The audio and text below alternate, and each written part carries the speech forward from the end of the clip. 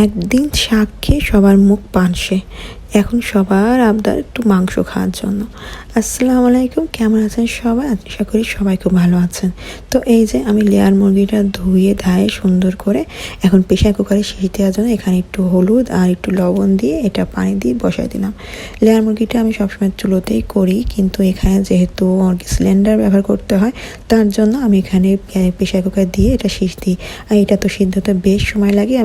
আমি চুলে বসায় দিলাম এখানে মাংস কষানোর মশলা দিয়ে সুন্দরভাবে এখানে কষাতে দিলাম মশলাগুলো। আর এদিকে 7-8টা সিটি দিয়ে আমার এটাও বেশ হয়ে গেল।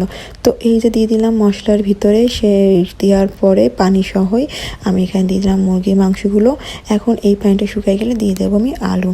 প্রেশার কুকার শীষ না দিলে এই মুরগিটা কিন্তু একদমই খাওয়া যায় না। আর যেহেতু আমার বাবুর হাতে দিতে হয়, ও একটু একটু করে কামড় দিয়ে দিয়ে খায়, তার জন্য আমার আরও নরম করে রান্না করতে হয়। তো এটা একটু কষায় আসার পরে আমি এখানে আলু দিয়ে দেবো। আলু ছাড়া তো আমার বাসাতে রান্না একদমই চলে না। তো আমি এটা একটু ঝোল ঝোল রান্না করব, তার জন্য একটু পানির পরিমাণটা বেশি দিলাম। একটু রুটি দিয়ে খাওয়ার আবদার রয়েছে। তো এই যে ঝাল ঝালভাবে আমার মাংস রান্নাটা হয়ে গেল। আর আমার বাবুটা এই যে বসে পড়ছে তার ফেভারিট একটা বিস্কিট নিয়ে।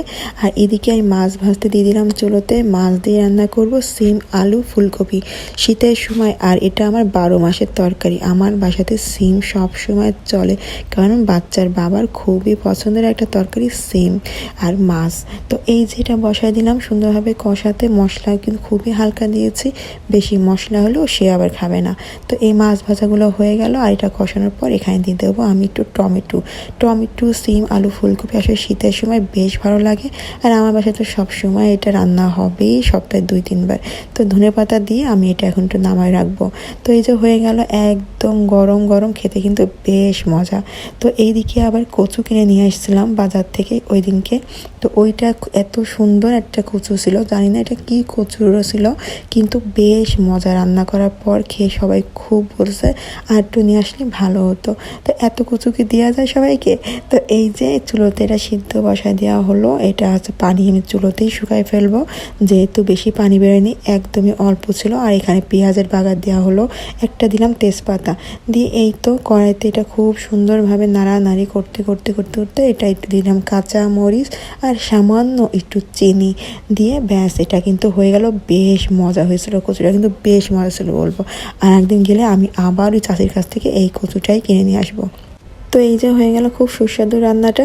আর এদিকে চিংড়ি মাছের একটু ভুনা করা হবে, যেহেতু আমি চিংড়ি মাছ খাই না, এটা আগেও বলছি, বারবারও বলি চিংড়ি মাছ আমি খাই না, কিন্তু সবাই তো খায়। তো এই জন্য আমি এটা আজকে ভুনা করে দিব। আর আমার ভাই মেয়েটা সে আবদার করছে, সে কিন্তু কখনো চিংড়ি মাছ খায় না, কেন জানি তার চিংড়ি মাছের প্রতি একটু আলাদা ভালোবাসা জমছে, সে এখন চিংড়ি মাছই খাবে।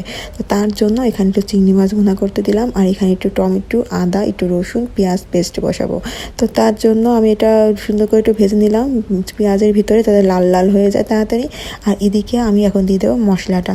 টমেটো কিন্তু এর ভিতরে রয়েছে, তো এটা দিয়ে খুব সুন্দরভাবে আমি এটা কষায় কষায় নামাই ফেলবো।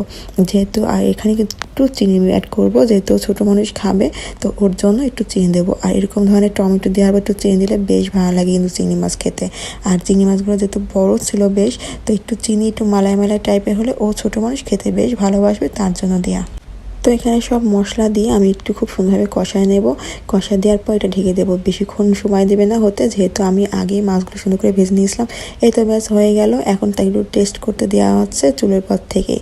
টেস্টটা ফলো দিতে অবশ্যই ভুলো না, আর কেমন হলো অবশ্যই জানাও। আল্লাহ হাফেজ।